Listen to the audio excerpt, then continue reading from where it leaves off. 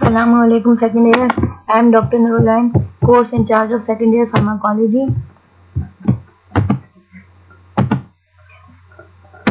Today we discuss the topic irritable bowel syndrome. Irritable bowel syndrome and inflammatory bowel disease.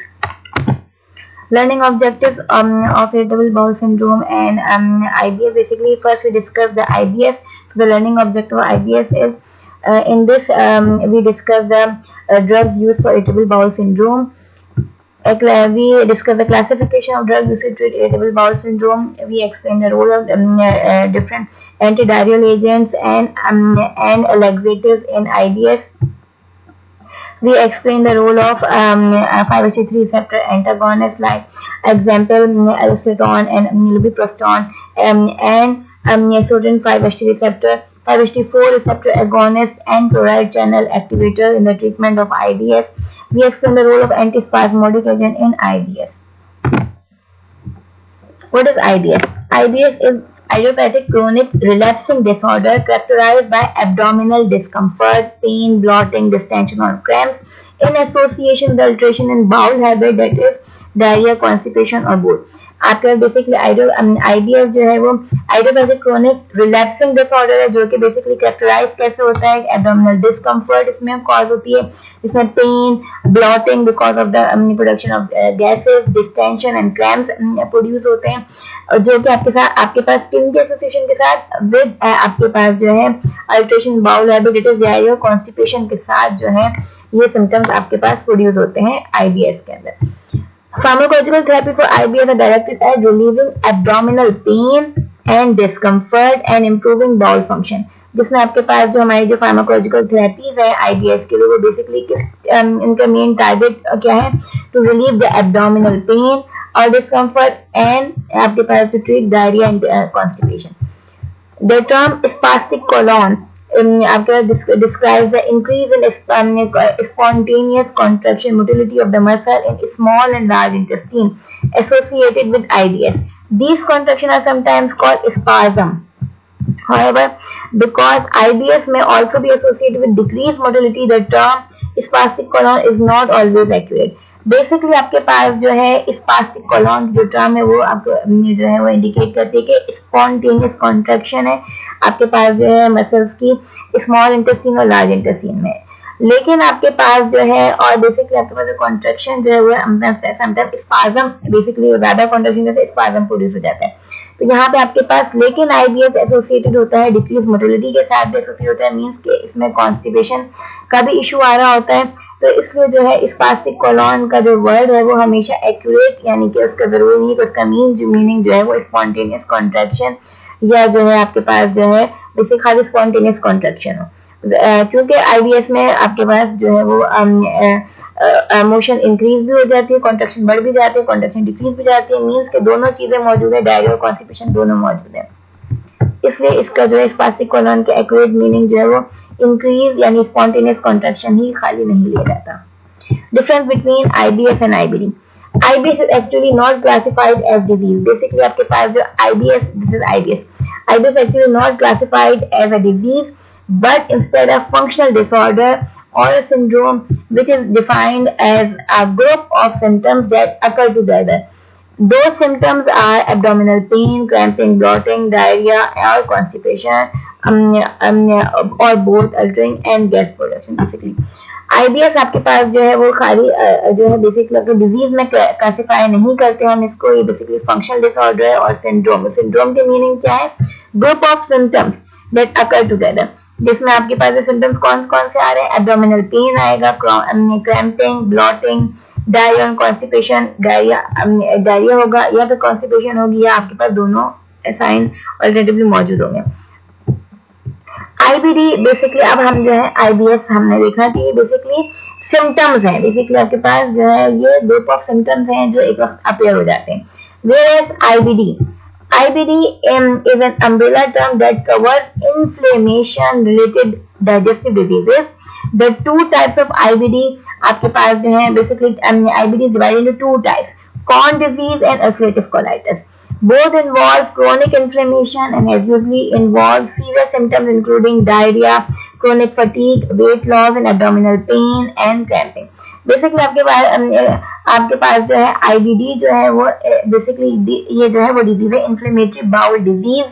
IBD is inflammatory bowel disease जिसमें आपके पास जो है through out digestive disease के अंदर inflammation को cover करता है।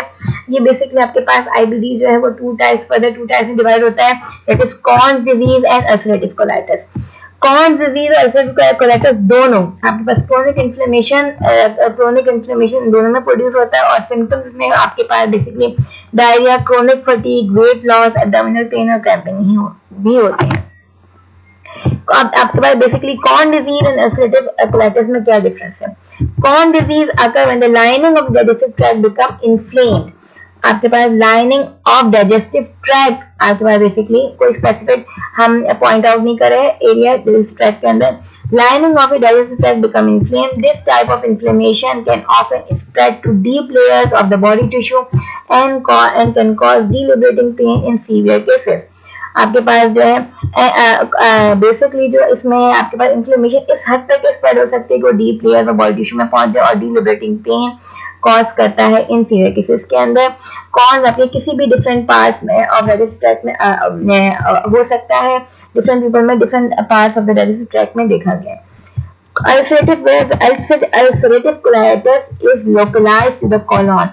अल्सरेटिव कोलाइटिस जो है वो ओनली आपके पास जो है वो कोलॉन में होता है या फिर और large intestine colitis means inflammation of the colon.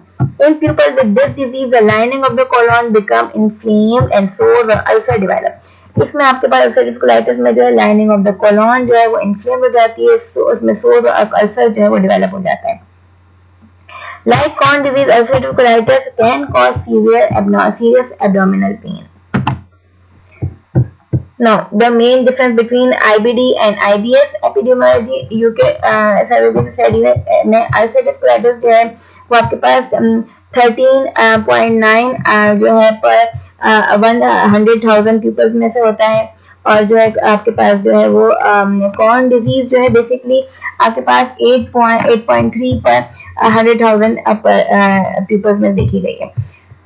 Peak percentage of onset जो है वो 20-30 होता है एंड 60 to 70 ये आपके पास बेसिकली जो है वो वाइस लाइकर आपके पास जो है पीक परसेंटेज ऑफ ऑनसेट जो 20-30 और 60-70 जो है वो अल्सरेटिव कोलाइटिस एंड जो है बेसिकली आपके पास कॉर्न डिजीज में।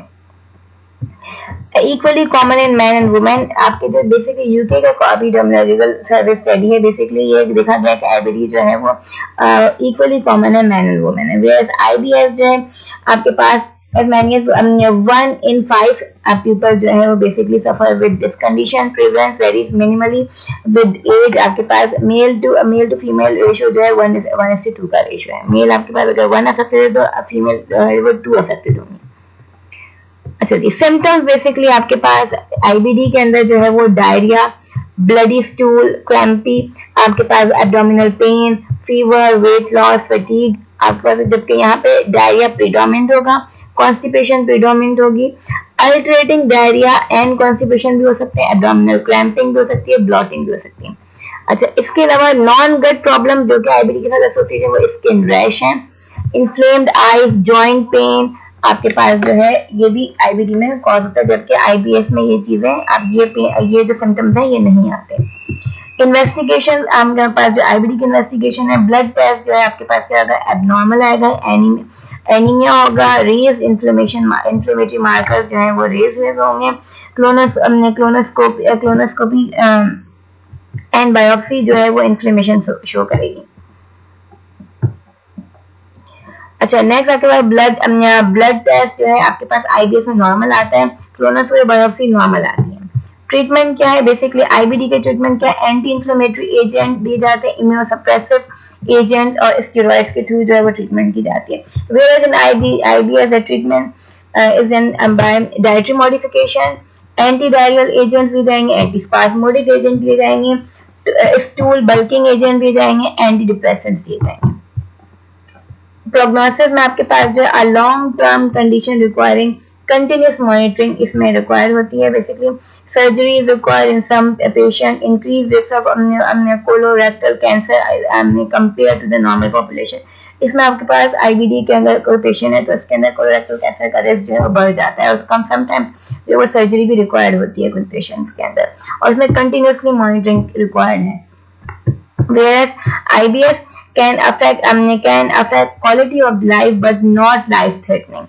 Surgery is never indicated. No increased risk of colorectal cancer. अच्छा जी, आपके पास बेसिकली डायग्राम इसमें हमने शो किया है कि हमारे पास बेसिकली जो है वो स्मॉल इंटेस्टीन, आपके पास क्या स्मॉल बाउल है, large intestine is a large bowel. अच्छा जी, लार्ज इंटेस्टीन आपके पास जो है बेसिकली जो है इनिशियल पार्ट जो है वो सीकम होता है, एंड देन हमारे पास जो है वो असेंडिंग कॉलॉन, असेंडिंग कॉलॉन आपके पास है, next transverse colon and descending colon. उसके बाद आपके पास जो है वो आपके पास बेसिकली जो है सिग्मोइड कॉलॉन एंड अपेंडिक्स देख सकते हैं आप, रेक्टम एंड एनल कैनाल यहाँ पे शो की गई है। बेसिकली स्मॉल इंटेस्टीन के आपके पास कौन से पार्ट, ड्यूडेनम, जीजुनम, इलियम, जबकि आपके पास लार्ज इंटेस्टीन में ये तमाम ट्रांसवर्स कॉलॉन आपके पास जो है ये ट्रांसवर्स कॉलॉन आ रहा है, ascending colon, descending colon, caecum and appendix, rectum and then है आपके पास जो है वो एनल कैनाल। ये बेसिकली हम डिस्कस करें। स्मॉल बाउल की जब हम बात करेंगे तो हम स्मॉल इंटेस्टीन की बात कर रहे हैं, लार्ज इंटेस्टीन की जब लार्ज बाउल की बात करें तो हम लार्ज इंटेस्टीन की बात कर रहे हैं, जिसमें हमारे पास जो है ये फर्दर डिस्ट्रीब्यूशन है। Treatment of IBS. Now we discuss the treatment of IBS. For patients with predominant diarrhea, antidiarrheal agent, especially loperamide, are helpful in reducing stool frequency and fecal urgency. वो पेशेंट जिनके अंदर predominant diarrhoea मौजूद है, यानी diarrhoea ज्यादा हो रहा है उन्हें, तो एंटीडायरियल एजेंट जिसमें हम लोपेरामाइड देते हैं, जो कि बेसिकली आपके पास रिड्यूस करता है stool frequency and faecal urgency. For patient with predominant constipation, अगर कॉन्स्टिपेशन का इशू है तो fibre supplement may lead to softening of stool, reduce straining. Constipation में आपके पास जो है वो क्या स्ट्रेनिंग आपके पास जो है वो फीकल मटेरियल स्ट्रेनिंग कॉज करता है, तो उसको क्या करेगा, सॉफ्टनिंग ऑफ स्टूल कॉज करेगा और स्ट्रेनिंग को रिड्यूस करेगा।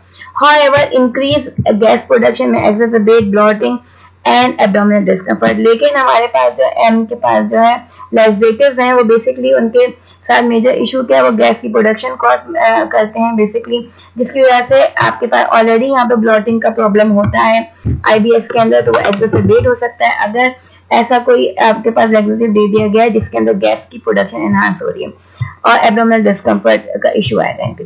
तो consequently osmotic laxative specially milk of magnesia जो है वो एडमिनिस्टर किया जाता है, commonly used to stool soften stool and promote increase stool frequency. For chronic abdominal pain, low doses of tricyclic antidepressant, example amitriptyline or desipramine, 10 to 50 milligram per day में हम इसको administer करते हैं, appear to be very helpful but in low doses. These tricyclic antidepressant आपके पास basically जो है वो एज एन एंटीडिप्रेसेंट यूज होती हैं, एमिट्रिप्टाइलिन और डेसिप्रामिन जो है वो एंटीडिप्रेसेंट यूज होती हैं, लेकिन हम क्रोनिक एब्डोमिनल पेन में इनको लो डोजेस में एडमिनिस्टर करते हैं ताकि जो है वो आपके पास जो है IBS के जो है बेसिक एब्डोमिनल पेन जो है वो कवर कर सकें। At these doses, that is 10 to 50 milligram per day, amitriptyline and desipramine does not have any effect on mood, but may alter the central processing of visceral afferent information. आपके पास basically इन doses के ऊपर, लो doses के ऊपर इनका कोई effect नहीं होता मूड के ऊपर, लेकिन जो है ये आपके पास बेसिकली ऑल्टर कर देती है central processing of visceral afferent information. Afferent information basically आपके पास क्या है, जो सेंसरी इंफॉर्मेशन है कलेक्ट होके आपके CNS तक जा रही है, वो आपके पास बेसिकली जो है ये central processing of visceral afferent information को ऑल्टर कर देती है। विसरल एफरेंट इंफॉर्मेशन मींस कि विसरा में आपके जो सेंसरी इंफॉर्मेशन कलेक्ट होकर सेंट्रल पार्ट तक जाती है, CNS तक जाती है, वो आपके पास ऑल्टर हो जाती है। The anticholinergic properties of these agent also may have effects on gastrointestinal motility, secretion, reducing stool frequency and liquidity. Basically ये जो जितने भी आपके पास ट्राइसाइक्लिक एंटीडिप्रेसेंट्स हैं उनके अंदर जो उनका जो एक साइड इफेक्ट है बेसिकली वो एंटीकोलिनर्जिक प्रॉपर्टीज, इनके साइड इफेक्ट मौजूद है, लेकिन एज एन एंटीकोलिनर्जिक प्रॉपर्टी रखने की वजह से ये जो है वो गैस्ट्रोइंटेस्टिनल मोटिलिटी को डिक्रीज कर देते हैं, सिक्रेशन को डिक्रीज कर देते हैं, जिसकी वजह से जो है वो आपके पास रिड्यूस करते हैं स्टूल फ्रीक्वेंसी और लिक्विडिटी को। तो हमारे पास वो पेशेंट जो कि जिनमें प्रीडोमिनेंट डायरिया की कंडीशन है तो वो आपके इनमें जो है ये हेल्पफुल होते हैं। नाउ एंटीस्पास्मोडिक्स और anticholinergics commonly used medication in this class include dicyclomine or hyoscyamin. These drugs inhibit muscarinic cholinergic receptors. Basically जो आपके पास ये drugs हैं ये inhibit करती हैं muscarinic cholinergic receptors in the enteric plexus and on smooth muscles. Basically GI के smooth muscles में और इंटेरिक प्लेक्सस के अंदर ये आपके पास इनहिबिट करती है मस्कुलिनिक कोलिनर्जिक रिसेप्टर्स को। स्मॉल और large bowel spasm has not been found to be an important cause of symptoms in patient with IBS. Basically आपके पास जो है स्मॉल और लार्ज बाउल स्पाज्म जो है बेसिकली जो है वो यानी मीन्स इस कंडीशन में स्पाज्म जो है कॉन्स्टिपेशन होती है, ज़्यादातर पेशेंट्स के अंदर ये एक सिम्टम नहीं होता, ज़्यादातर प्रीडोमिनेंट डायरिया की कंडीशन जो है वो पेशेंट में देखी गई है। At low doses these have minimal autonomic effect. Anticholinergic के लो डोजेस के ऊपर मिनिमल ऑटोनॉमिक इफेक्ट रहता है।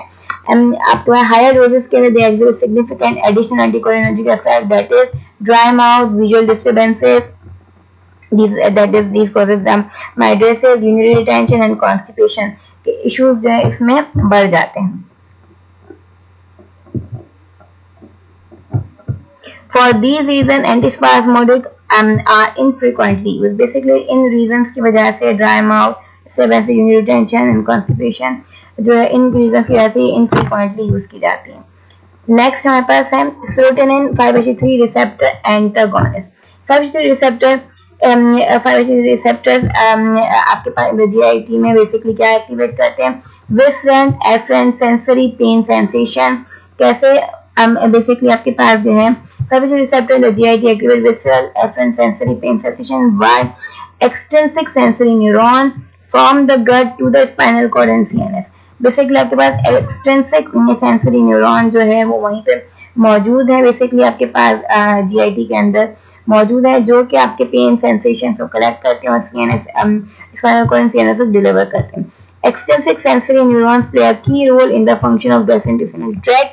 They are responsible for sensation that arise in the gut and can initiate autonomic reflexes. जो आपके पास जो भी सेंसेशन गट में राइज होती है उसको कलेक्ट करके CNS spinal cord and CNS से डिलीवर करते हैं और फिर उसके अकॉर्डिंगली जो भी ऑटोनॉमिक रिफ्लेक्स आता है उसको रिस्पॉन्ड करते हैं।